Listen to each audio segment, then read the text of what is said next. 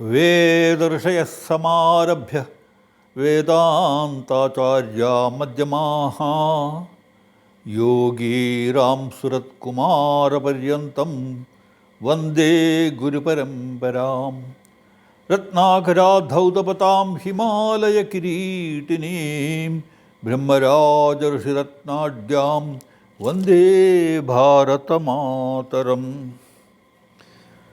Salutations and adorations to all the great preceptors of the holy land of Bharatavarsha, right from the Vedic Rishis to the great Vedanta Acharyas, to my Diksha Guru, Yogi Ram Surat Kumar Maharaj of Tiruvannamalai. Salutations and adorations to our holy motherland Bharatavarsha, whose crown is the mighty Himalayas, whose sacred feet are washed by three great oceans, and who is adorned with the jewels of Brahma Rishis and Raja Rishis. We have been going through the VignanaBharati course, lessons on Hindu thought and culture, right from the Vedic period to modern times. Like the mighty Ganges, which springs from the Himalayas, from the top of the Kailas, from Gangotri, coming down through hills and dales, nourishing and nurturing plains and cities and villages.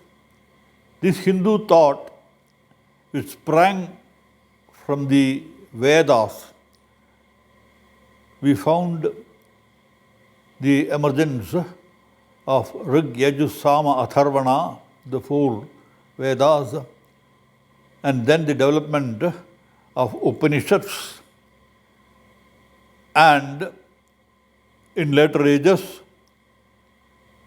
the Brahma Sutra came into existence.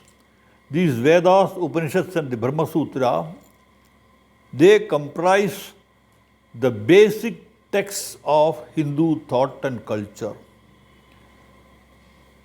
During the last thousands of years, right from the Vedic period to modern times, all the Hindu religious systems and thoughts are firmly rooted in this Prasthanatraya, Vedas, Upanishads and Brahma Sutra.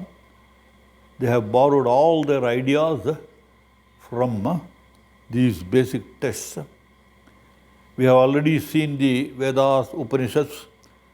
Then we also had a glance at the Puranas and Itihasas, which depicted the great thoughts propounded by the Vedic Rishis through legends and tales, the epics and tales, Ramayana, Mahabharata, and the later scriptures, Bhagavata, etc. We saw the emergence of the epics, Ramayana, Mahabharata, and the Puranas, Vishnu Purana, Bhagavata Purana, all these Puranas, how they came into existence and they nourished and nurtured the religious life of the people of Bharatavarsha. Then we saw the emergence of philosophical ideas, schools of philosophy, right from Shankara,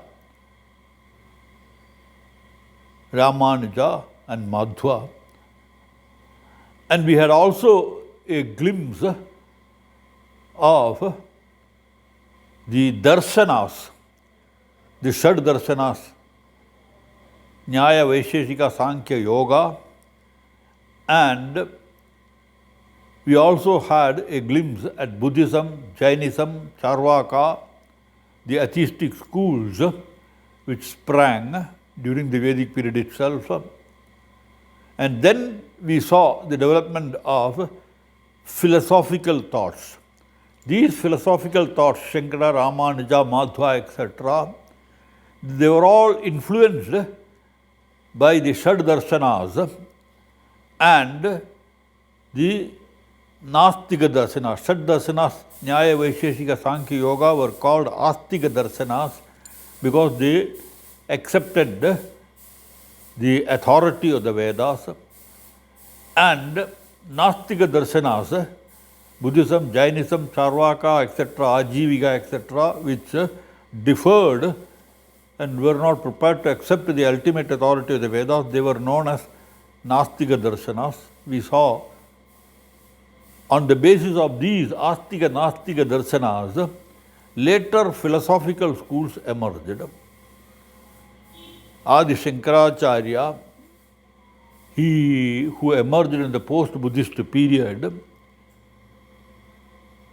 was a severe critic of nihilism propounded by the Buddhas, and he propounded his philosophy known as Advaita, non-dualism. We found that in Shankara's philosophy, Shankara posited the existence of one ultimate reality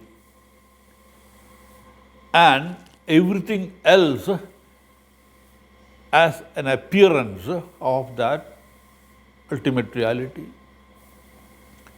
Brahma Satyam Jagan Mithya Jivo Brahmaiva Naparaha. That was the basic tenet of Adi Shankaracharya. He said Brahman alone is the reality. Ishvara, Jagata, Jiva, they are all appearances, products of the power of the Brahman, which he called as Maya. And he also presented that the ideal of human life is the realization of that ultimate reality, Brahma. The Jiva, individual Jiva, it must seek its realization, oneness, and ultimately merge it into the Brahman. It is the appearance of the Jiva is because of ignorance, and once the ignorance is removed, the Jiva becomes one with the Brahman. The Jiva realizes, Aham Brahmasmi, I am none other than the Brahman. Tattvamasi, that thou art. Sarvam Khalvitam Brahma, all that you see around is Brahman and Brahman alone. So, these Upanishadic truths, Shankara very beautifully presented in his Advaita system. And we also found that later when Ramanuja came, Ramanuja's philosophy was called qualified monism, Vishishta Advaitam. He differed from Shankara's Advaitic philosophy because Shankara had propounded the theory that apart from Brahman there is nothing else. Jiva, Jagat, Ishvara are all illusory. But Ramanuja denied that. Ramanuja accepted the existence of the Jiva. Jivas are part and parcel of the Brahman, but they have got an independent existence. And through sadhana, Jiva can seek its identity with the ultimate reality. Ramanuja rejected the Mayavada of Shankara because he said if you posit Maya, then it becomes a second ultimate reality. But the ultimate reality is Brahman, and all others, Jiva, etc., are products of the Brahman. There is a real emergence of the Jiva. And the Jiva, through a small process, it seeks its identity with the ultimate reality, Brahman. After Ramanuja, we found that Madhva had come, and Madhva had propounded the theory of Dvaita or dualism. He was very clear in his views that Brahman is there, but at the same time, Jiva, Jagata, etc. have a separate existence. They are not illusory. They are not appearance. They have a real existence. And the Jiva through the process of sadhana, it can attain to the abode of that ultimate reality, Brahman. Of course, Shankara's Advaita was based on the philosophical thought that Jivo Brahmaiva Naparaha, but Dvaita very clearly said Jiva can never become the ultimate reality. In the Vedas, the Mahavakya chosen by Shankara was Tattvamasi, that the word. But Madhva modified it and propounded it, Atattvamasi. You cannot become that ultimate reality. You are, after all, Dasanudasa, a servant of that ultimate reality. The ultimate reality is the Supreme One, and you are just an infinitesimal part of it, and a Dasanudasa. This theory Madhva propounded. So we have seen all this. In the last 19 lectures, we have had a very clear glimpse of this. Today, in the 20th class, we are going to take up some schools of philosophy which emerged in the post Ramanuja, Madhva and Shankara period. They are popularly known as the Bhakti schools because they have all stressed Bhakti as the only means for the ultimate realization. In the post-Dvaita, Vishishtadvaita, Advaita period, the philosophies that were enunciated are Dvaita, Dvaita, Shuddhadvaita, and Achintya Bheda Bhada, Bheda Bhava Darshanas. These schools of thought, they have been presented by Nimbarka, Vallabha, and Sri Krishna Chaitanya.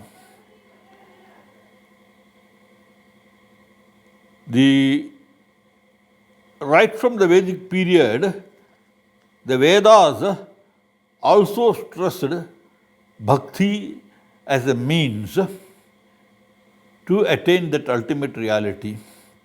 Bhakti matures and that creates the knowledge or ultimate realization, Atma Jnana.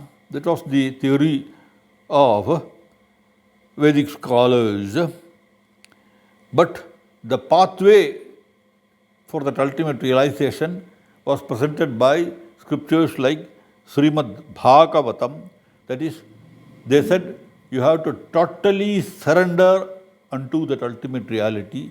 Then only you can attain that highest knowledge or wisdom. So these schools were known as Bhagavata schools.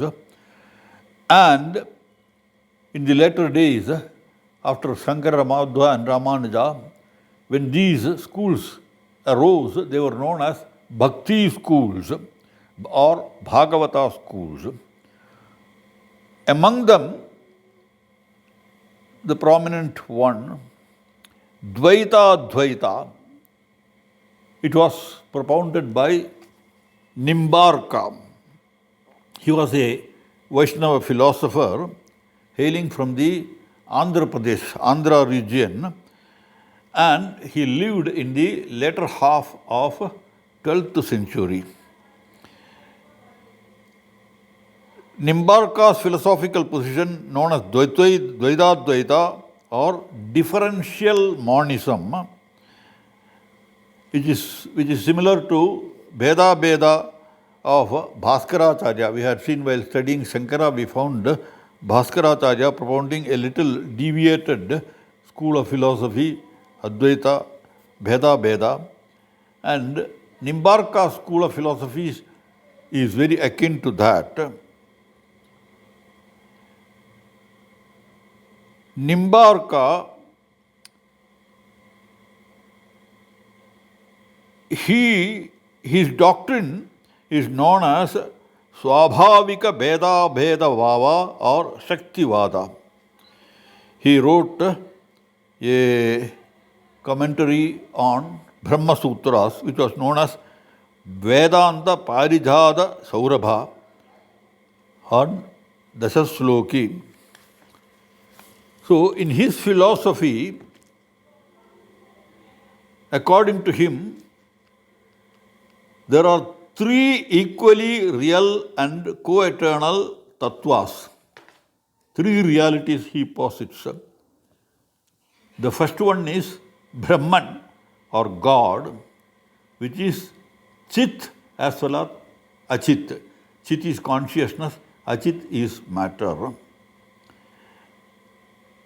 While Brahman is the controller or Niyanta, Chit is the supreme being,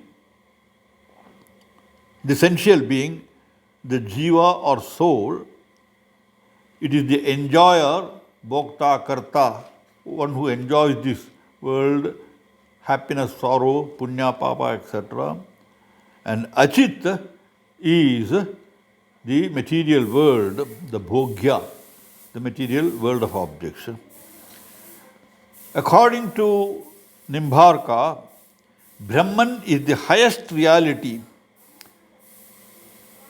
but Brahman, according to Nimbarka, is not a nameless, formless reality. According to Nimbarka, Brahman is Krishna or Hari, a personal God. He gave a form to that ultimate reality. That form is Krishna or Hari. And all beings, they rise from him. Nothing is superior to him. And Lord alone is the first and foremost cause of all these things. He is the Upadana Karana as well as the Nimitta Karana. Upadana Karana is the material cause, and he is also the Nimitta Karana. He is both that. In Nimbarka's philosophy, Nimbarka discusses two aspects of Brahman. On the one hand, Brahman is eternal and great, the greatest of the great, Mahato Mahata, the highest of the high, the creator, etc., of the universe. He is high above the individual soul.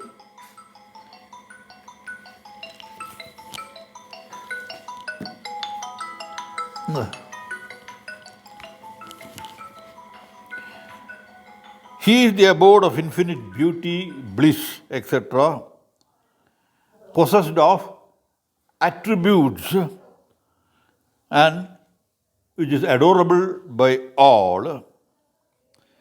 And according to Nimbarka, the Brahman has four forms or vyuhas. He named the Brahman as Hari or Krishna, and that ultimate reality, Krishna or Hari, has got four important vyuhas or forms. And those vyuhas are Vasudeva, Sankarshana, Pradyumna, and Aniruddha. These are the forms of the prime forms of Hari, according to Nimbarka. And according to Nimbarka's theory, it is this Hari who has taken to various avatars, Matsya, Kurma, Varaha, Vamana, Narasimha, Parashurama, Rama, Krishna, Buddha. All these avatars, they are all manifestations of this ultimate reality, Krishna or Hari. Nimbarka adopts the view that Bheda and Abheda, that is, difference and non-difference,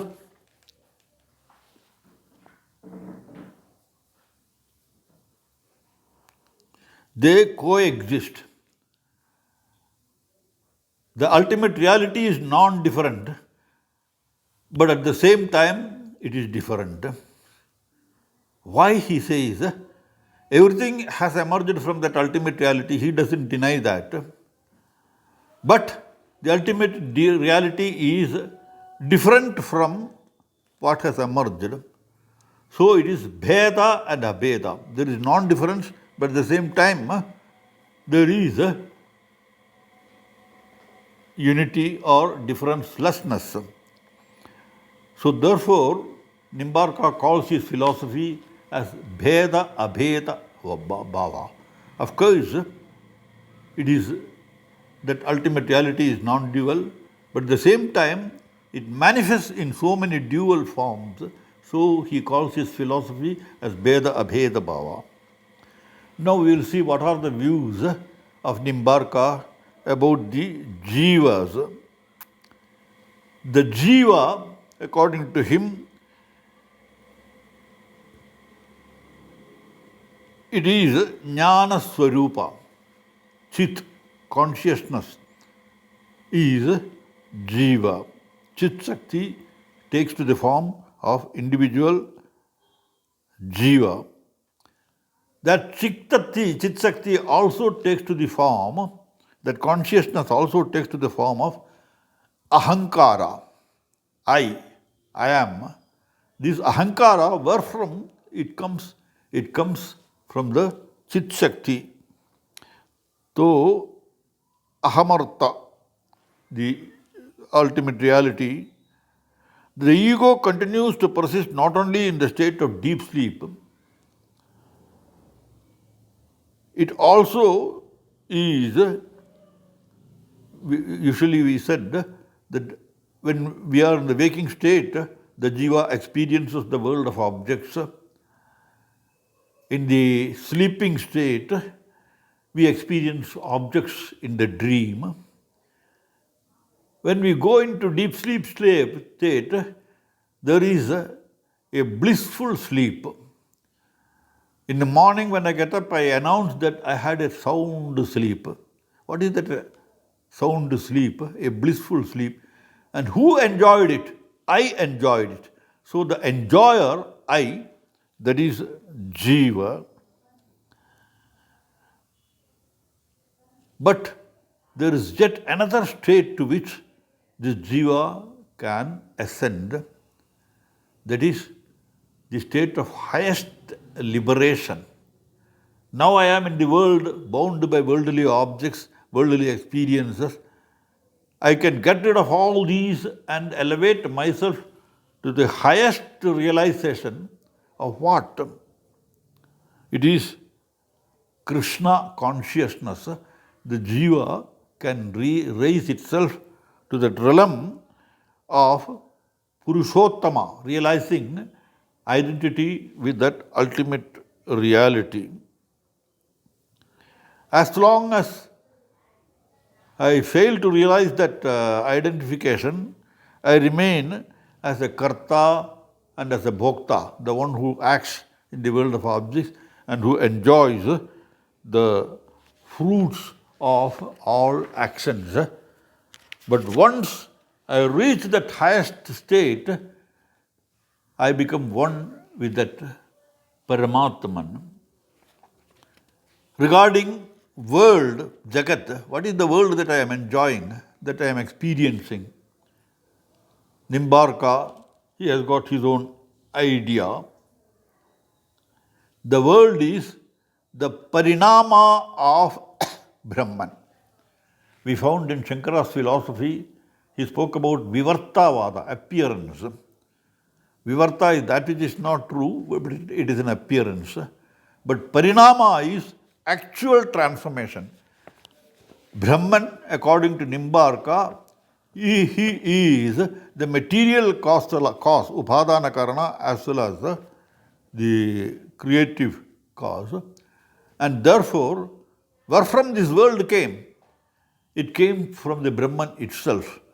The Supreme Lord himself transforms into the world of objects. So that is Nimbarka's philosophy. The Achit, the world which emerges,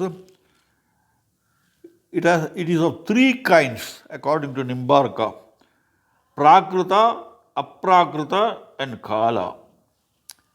Prakrita is that which emerges from Prakriti or nature, the primal matter, and this consists of three essential things: sattva, rajas, and tamas, three gunas, which are called as three gunas. And it also consists of prakriti, mahata, and ahankara, the nature and the appearing entire world and the individual soul. All these are from this achit, it comes, prakrita, and aprakrita is definitely defined negatively as that which is not the product of prakriti. Aprakrita, it is not a product of prakriti, but which is the stuff of the divine body of the Lord, Shuddha Sattva, as Ramanuja said. The Sattva, Rajas, Tamas, Trigunas belong to the Prakriti, but Shuddha Sattva is from the Supreme Being, and it is the basis of Nitya Vibhuti, eternal glory or greatness of Ishvara. According to Nimbarka, the Shakti of Brahman is the material cause of the world. The changes of the Shakti do not affect the integrity of Brahman. So, though the world, the Jiva, etc., emerge out of that Brahman, the Brahman is not affected. If you make a pot out of a clay, the clay ceases to exist and the pot comes into existence. But when Brahman transforms Parinama into the Jagat and Jiva, etc., the Brahman is not affected at all, but the products are out from the Brahman. Now, Nimbarka discusses about bondage and salvation. Then what is bondage? Why we are bound to this world? And what is salvation? Nimbarka says, the karma resulting from ignorance. When we are ignorant of our real nature, we do things. We think that I am the doer and I perform all actions. Because of that ignorance, the bondage affects. When I think that I am the doer, whatever I do, whether good or bad, I must reap the consequences, the karma phala. So, that is the bondage. This soul, which is bound like that, according to Nimbarka, it has three destinies. Where can it go, this soul? Ultimately, it has to go to one of the three destinies. One is Naraka or hell. The souls which are completely immersed in ignorance, performance of unworthy acts, etc., ultimately they go into eternal hell or suffering. The second one is Swarga. Those souls that are performing good acts, good deeds, and those who have absolute faith in the ultimate reality, Krishna, they attain to Swarga or heaven. But according to Nimbarka, there is a third stage, Apavarga, which is release for the enlightened ones. We go, according to our karma, we go to hell or heaven, but the soul again, it takes birth, comes back to the world of objects. But permanent release from this bondage, that is known as Apavarga. There is no return. Once it reaches the state of the Brahman, there is no return for it from there. And the means for reaching this particular Abhavarga state, Nimbarka calls it Prapatti Marga. Prapatti, we saw when we were discussing about Ramanuja's philosophy, he had spoken about Bhakti and Prapatti. In the Bhakti Marga, there is effort on the part of the devotee. He makes his effort for attainment of the realization. But Prapatti is total surrender. I will not make any effort. I totally surrender at the feet of the Lord. And we saw that like a cat taking the kitten, in Bhakti Marga, the devotee, by his effort, he reaches in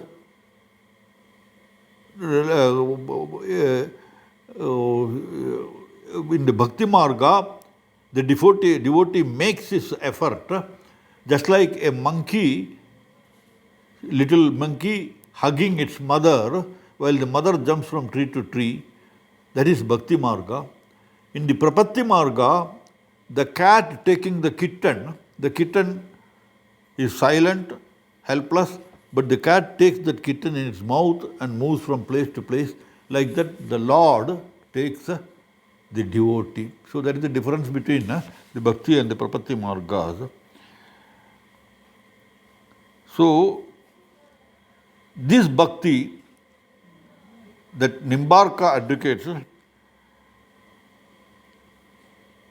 it's of two types. Madhurya Pradhana Bhakti, devotion in which the sense of God's glory and transcendence are dominant. And the second form is Aishwarya Pradhana Bhakti, devotion being based on eternal life. So, these are the methods by which the soul can attain to that ultimate reality according to Nimbarka. Now we will have a glance at the philosophy of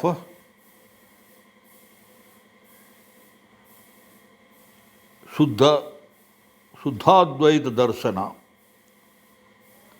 That is the philosophy propounded by Vallabhacharya.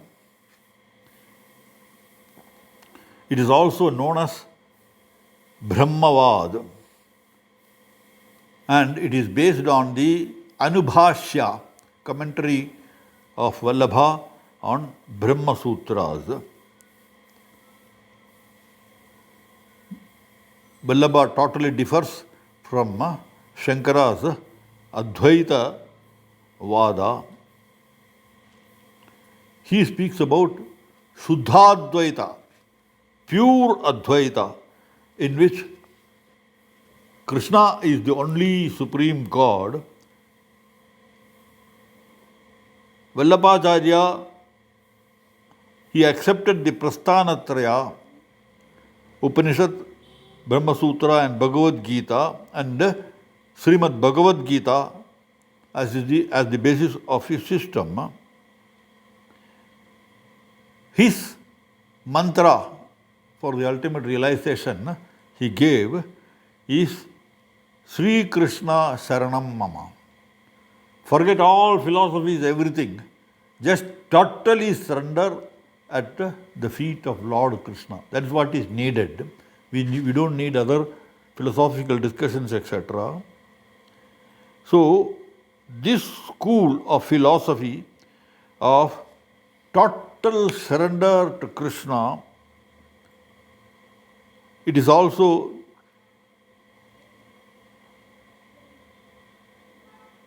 reconciles Advaita and the Bhakti movement. Advaita is non-dualism and Bhakti is total devotion to Krishna. That is the Advaita of Vallabhacharya. According to Vallabha, the Supreme Godhead is Brahman and that is Krishna. And he says, Maya of Krishna is the power of creation.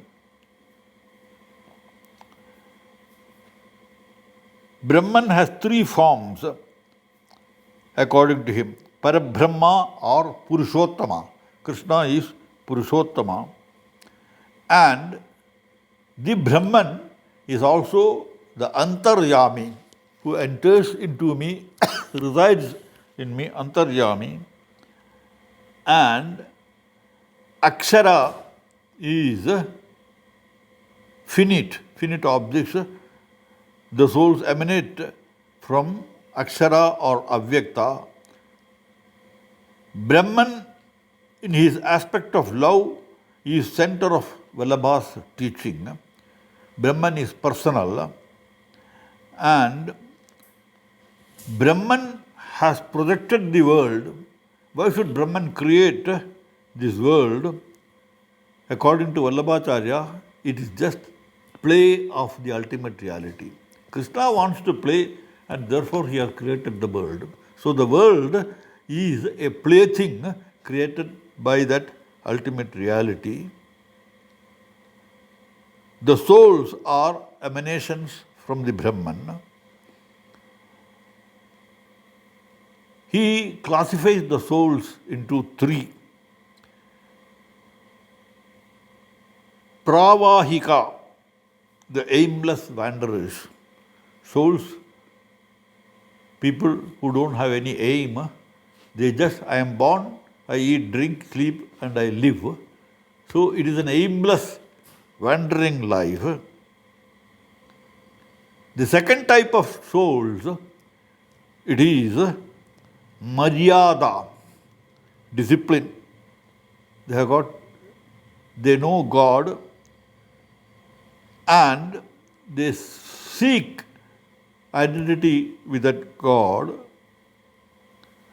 and they strive for that. And the third is Pushti, those souls which get His grace and attain moksha or the feet of Purushottama. According to Vallabha, the universe is real. It is not unreal. Because of ignorance, we have this bondage. The fivefold ignorance that Vallabha points out is: one, the ignorance of our real nature, that we are part and parcel of that Brahman, that we forget. That is first ignorance. Another form of ignorance is false identification with the body. The thinking that I am the body. If I get hurt, I say, I got hurt. I am not hurt, my body is hurt, but I identify myself with the body. 3, false identification with the senses. My senses are always going out into the world. My eyes, ears, nose, etc., they are all in touch with. I identify with my senses. Whatever sense perception I get, I react to it. I feel that it is my affliction. And fourth is the false identification with the vital breaths, prana, apana, udana. All these, I think they are all mine. I identify myself with that. Fifth is false identification with the internal organs. My tongue, I say my hand, my lip, my tongue. So I identify myself with my organs that come into contact with the world. And this is the cause for bondage or suffering. What is salvation? For Vallabha, the love for love's sake is the supreme path. There is no other way. Reading scriptures, doing bhajan, all that, they are all right. But unless you love totally the ultimate reality, unless you enter into that bondage of love, you will not attain salvation. So we get freed only because of that love. And that path, Vallabha's path, is known as Pushti Marga. There the main stress is Atma Nivedana, total surrender to God or the ultimate reality. And Vallabha gives the example from Bhagavata. The gopis in the Bhagavata, they totally surrender themselves at the feet of Lord. They have no concern about their families, their husbands or anything of worldly things. Absolute love, total surrender. They just want to be in the presence of that Lord and see Him, enjoy Him, Rasa Leela. So that is the ideal of bhakti, and that is the ideal of the Pushti Marga. Now we will see these two schools of Vallabha and Nimbarka. They were further developed to a state of absolute surrender and bhakti to Lord Krishna, and that came during the period of Krishna Chaitanya. So, Krishna Chaitanya Goswami, he presented his thought as Achintya Bheda Bhada. Achintya Bheda Bheda. Achintya means unthinkable, unimaginable. You cannot think about it.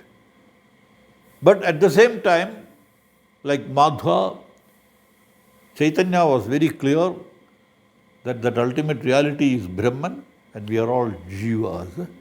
There is Bheda, but at the same time we are part and parcel of that ultimate reality. Therefore, unthinkable identity in difference or difference in identity. That is the school of Sri Krishna Chaitanya. And that school was developed by Chaitanya's followers, Rupa Goswami, Sanatana Goswami, Jiva Goswami, Baladeva Goswami. They have presented all these, the biography of Chaitanya, known as Chaitanya Charitamritam. There, this concept of Chaitanya is very beautifully presented. The ideal, Radha and Krishna. We are all to become Radhas. Radha had total surrender to Krishna, no thought other than Krishna. Everything was Krishna, Krishna, Krishna only. So, Radha and Krishna ideal, that love between Radha and Krishna, that is presented as the ultimate path for realization of the Brahman. According to him, Brahman has got three Shaktis: Swarupa Shakti, Maya Shakti and Jiva Shakti.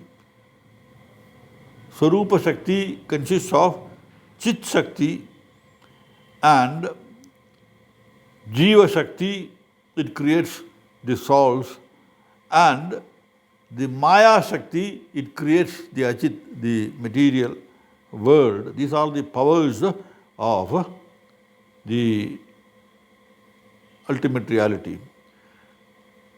The Swarupa Shakti consists of Sat, Chit, Ananda, existence, consciousness and bliss. And Chaitanya calls it Sandhini, Samvit and Hlada. Hladini. Ahlada means happiness. So, presence, Sat, Chit, Shakti, that which exists. Samvit is the Chit Shakti and Hladini is the Ananta. Radha, the darling of the gopis, and the eternal divine concert of Krishna is the personification of Hladini Shakti, Ahlada, extreme bliss. And who is the personification of that extreme bliss? Radha. all the time thinking of Krishna and in that blissful mood. That is the highest ideal that a devotee has to strive for. The Achit Shakti is the Jada Shakti which materializes into the world, and the Jiva Maya, it creates the souls. The purpose of creation is to give more opportunities for the jivas. Why God created this world? He wanted to give us an opportunity to develop ourselves in that immense bhakti and reach Him. So the purpose of creation, the play of God, it is to help the jivas to emerge to that highest state of bliss, transformation, parinama or transformation of the soul into the highest reality. So salvation or mukti is gained by breaking the bondage of karma through devotion to Lord Krishna. When bhakti matures into absolute pure and selfless state called Kevala or Shuddha Bhakti, the devotee aims exclusively at the loving service of Krishna. When bhakti absolutely reaches the highest, all the time I want to do service of Krishna. Whatever I do, yat karoshi, yadasnasi, yat juhoshi, dadasi, yat tapasyasi kaunteya, tat kurushvam adarpanam. In the Bhagavad Gita, Krishna says, whatever I do, whatever action I perform, all are service to Krishna, nothing other than that. So the total surrender and service to the Lord, and through this bhakti we achieve what we call as realization, oneness or identity with the Lord. Chaitanya also speaks about 4 kinds of mukti. We have already seen in Ramanuja's philosophy also. Salokya, living in the same world as God. Vaikuntha, or the ultimate empyrean, the world of God, Vaikuntha. Vaikuntha Prapti. We are striving for attaining that Vaikuntha. What is Vaikuntha? Staying in the place where the God is. That is Vaikuntha Prapti, Salokya. And Sarupya. Sarupya is to get a form that is similar to that Lord. So that is another kind of mukti. Sarupya, having a form similar to that of good. And Samipya, though we are in the presence of God, like in the emperor's darbar, the ministers will be sitting very close to him and the other people will be sitting away from him. So here, Samipya is to be very close to the king and emperor, like his beloved or the ministers. So Samipya. And final, highest form of mukti is Sayujya. Sayujya is getting identified or unified with God. I become one with that Supreme Krishna. That unity, Sayujya. All these applies to the jivas who are the baddhas. So, through our efforts, we have to reach that state of Nitya Mukta. Nitya Mukta means ever free. So, gradually, by Salokya, Samipya, ultimately attain Sayujya. Hindu philosophers are broadly divided into 2 groups. One holding the view that in the ultimate analysis there is no difference, abheda, everything is non-dual. That is one view. And abheda, that is non-duality between Brahman and Jivan. And The other opposing view is Bheda. Bheda says Jiva is definitely different from the ultimate reality. It cannot become Paramatma. Jivatma is individual, separate. It can be either a reflection of that ultimate reality or a part and parcel of that ultimate reality, but it cannot identify itself. The Bengal school of Vaishnavism differs from both and calls itself Achintya Bheda Bhava. Here, the Bengal school, initiated by Krishna Chaitanya and others, Achintya Bheda Bhava. He says there is Bheda and Abheda, but it is unimaginable. You cannot conceive what it is, incomprehensible. This Bheda and Abheda, the duality and non-duality, is incomprehensible. So that is the philosophy of Bengal school.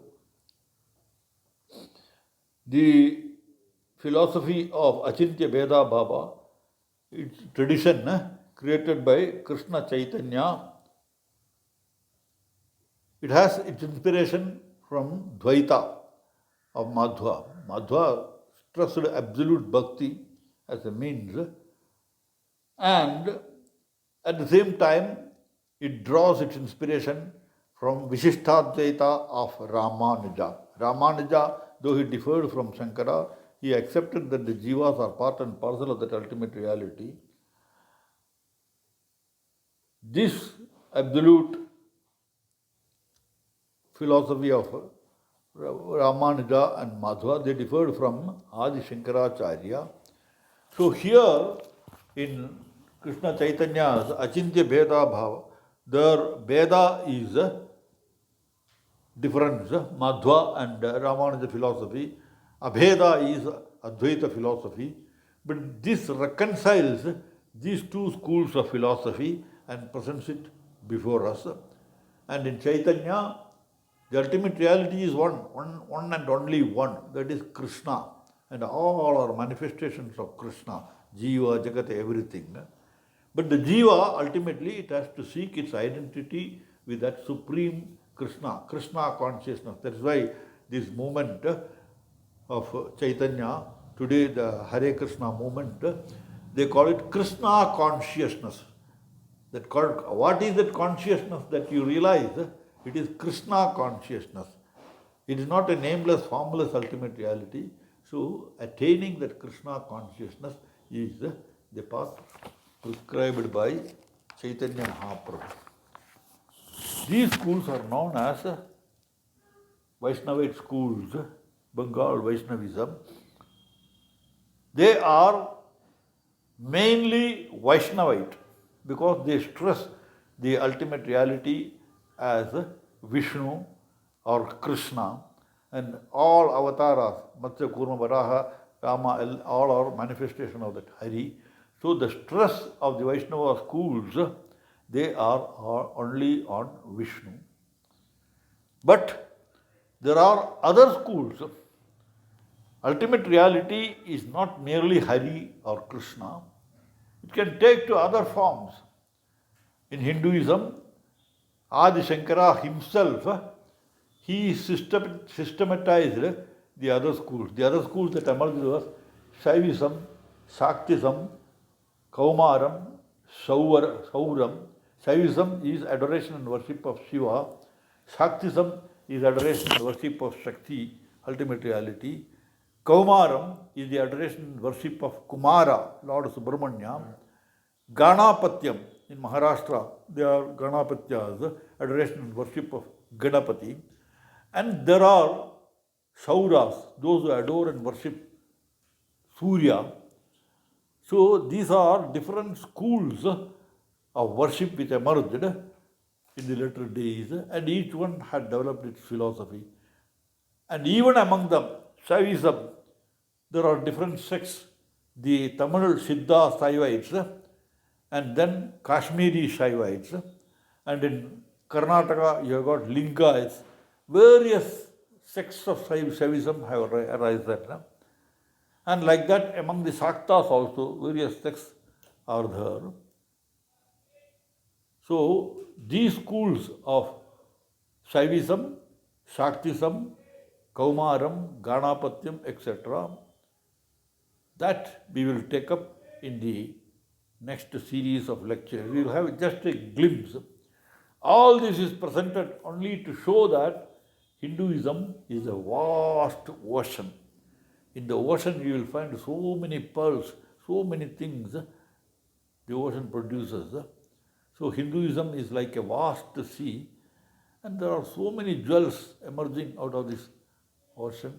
We will go into the other sects that have come in the later, and ultimately we will see the unity in this diversity. Ultimately, all these forms of worship, whether it is worship of Vishnu, whether it is worship of Shiva, whether it is worship of Kumara, all ultimately lead to one same concept, worship of that ultimate reality for our realization.